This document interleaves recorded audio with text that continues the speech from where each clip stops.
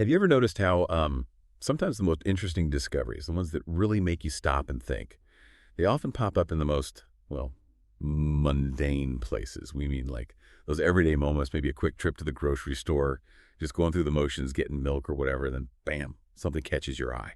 Right there among the normal stuff, something sparks a question, an observation that just sticks with you. It's often those little shifts, those quiet kinds of innovations that really get you thinking. So today we're doing exactly that, taking one of those seemingly small observations and really diving deep. Our focus comes from Eng's Notes on Gardening, part 637, Flower Pot with a Built-in Trellis. Now, okay, on the surface that might sound super simple, right? Maybe even a bit mish. A flower pot with a trellis built in.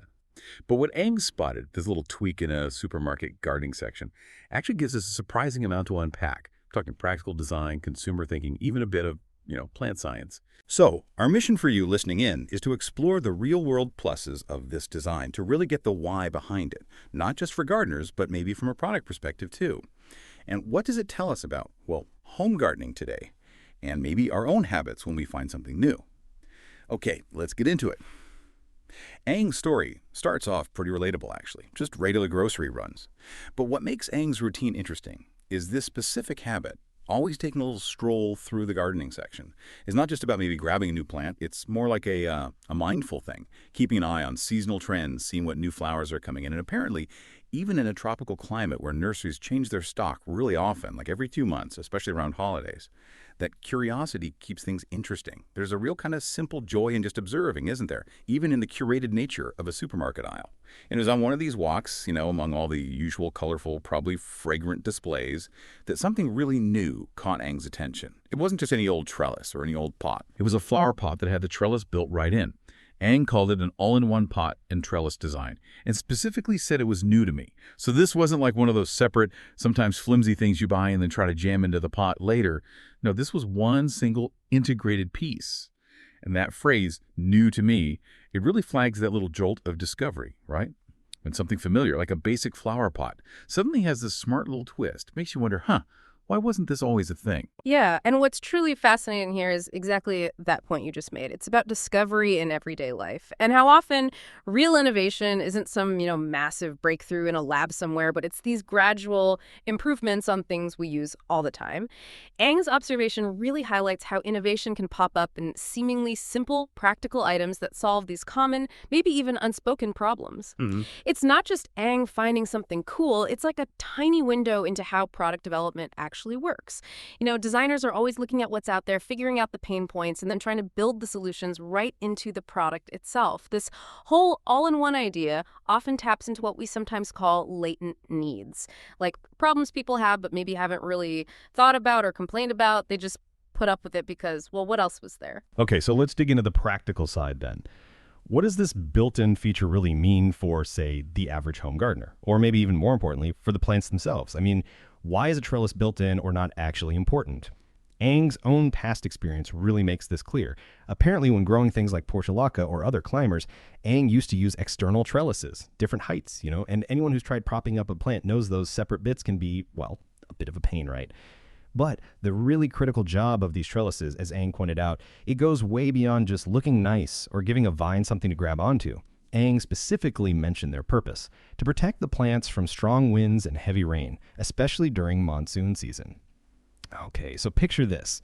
You've spent ages nurturing some delicate climbing plant, maybe a gorgeous bougainvillea or something, and then boom, a tropical downpour hits, or a really strong gust of wind. Without good support, those stems can just snap, the leaves get shredded, and the whole plant can get whipped around, disturbing the roots.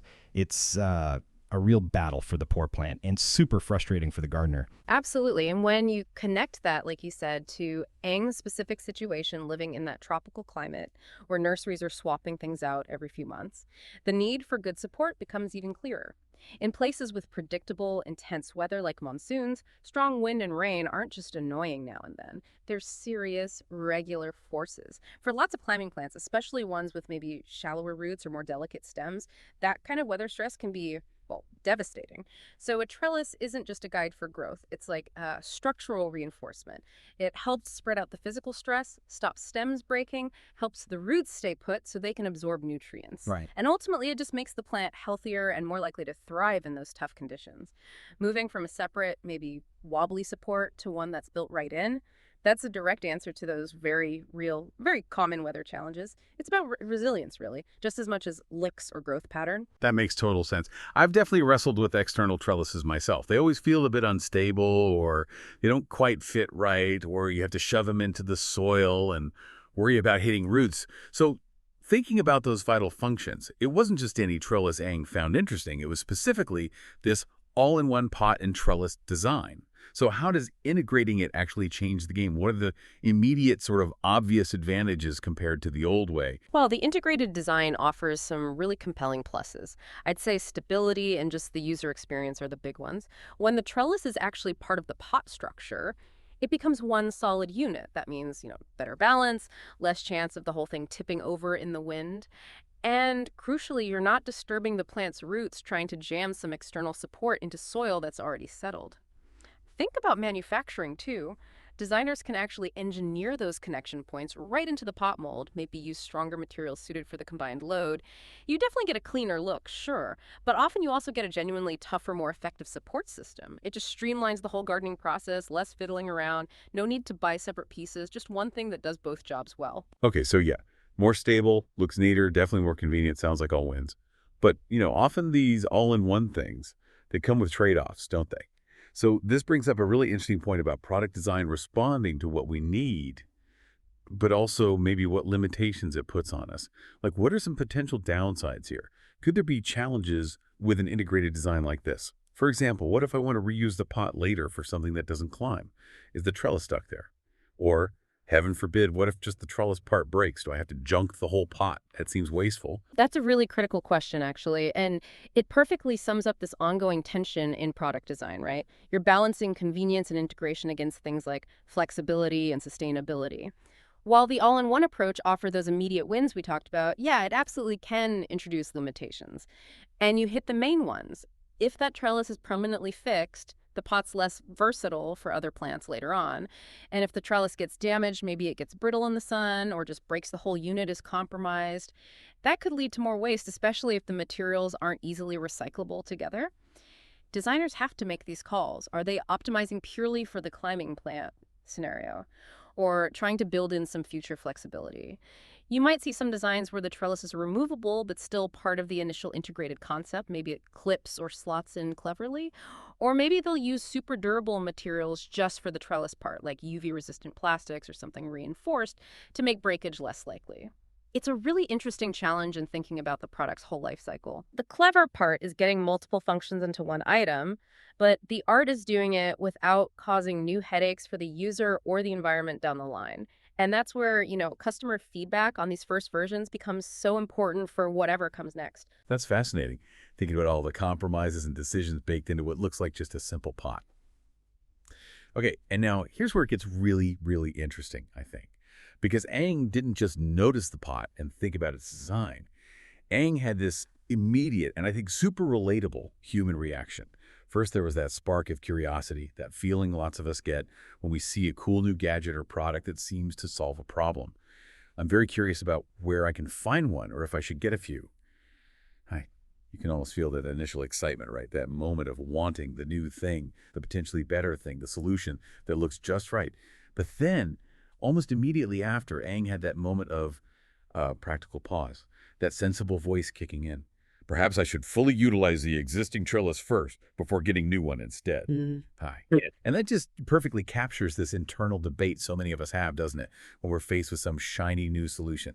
It's that classic tug of war, the new shiny impulse fighting against the, hang on, do I actually need this right now? Pragmatism. It's like a mini drama playing out in our heads whenever we're browsing. Oh, absolutely. And if we connect Ang's internal back and forth to the bigger picture, it's a fantastic illustration of some key ideas in, consumer decision making. What Ang went through is almost a textbook case of something called status quo bias. Basically, even when we recognize the potential benefits of something new, like the convenience or stability of this integrated pot, the effort or perceived cost of switching from what we already have, even if it's not perfect, can feel disproportionately large. We're kind of wired to stick with the familiar, to avoid the hassle of change, or maybe to feel like we haven't gotten our money's worth out of what we currently own. And this isn't just about gardening supplies, it applies to pretty much any hobby, household goods, technology, anything. Businesses are constantly battling this consumer inertia. They have to make the advantages of the new product seem so compelling or make the process of switching so easy that it overcomes that natural tendency to just stick with what you know. Think about the economics too. It's not just the price of the new pot. There's also that sunk cost feeling attached to the existing trellises Aang already owns. Aang feels this need to fully utilize them first, which is, a very sensible, sustainable thought. But it's also exactly the kind of thinking that innovators need to figure out how to address when they launch something new.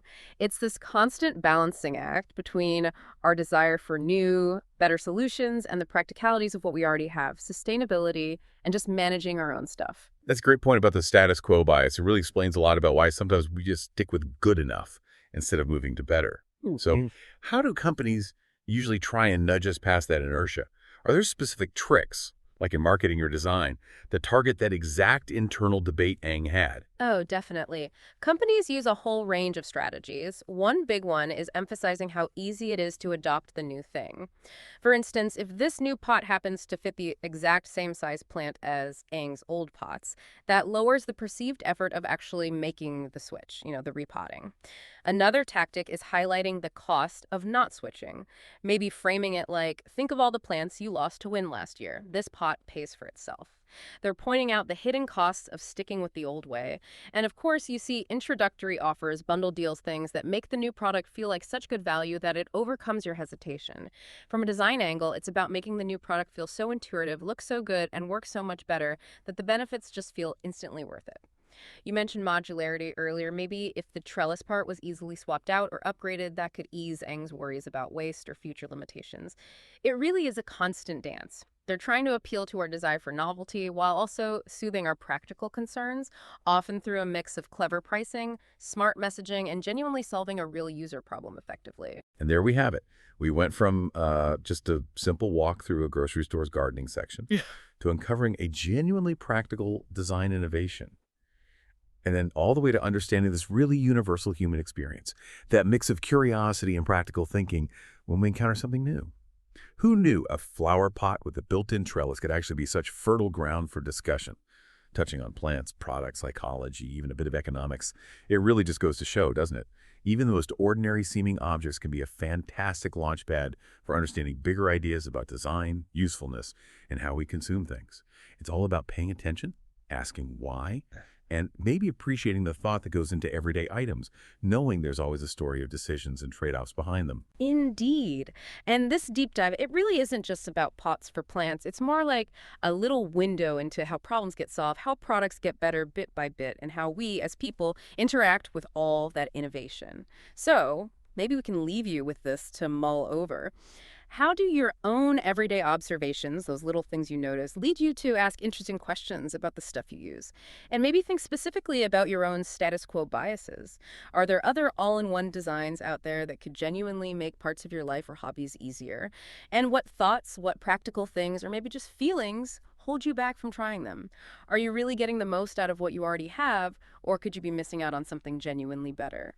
It's worth thinking about that balance, between chasing the shiny new and really maximizing the value of what's already in your hands.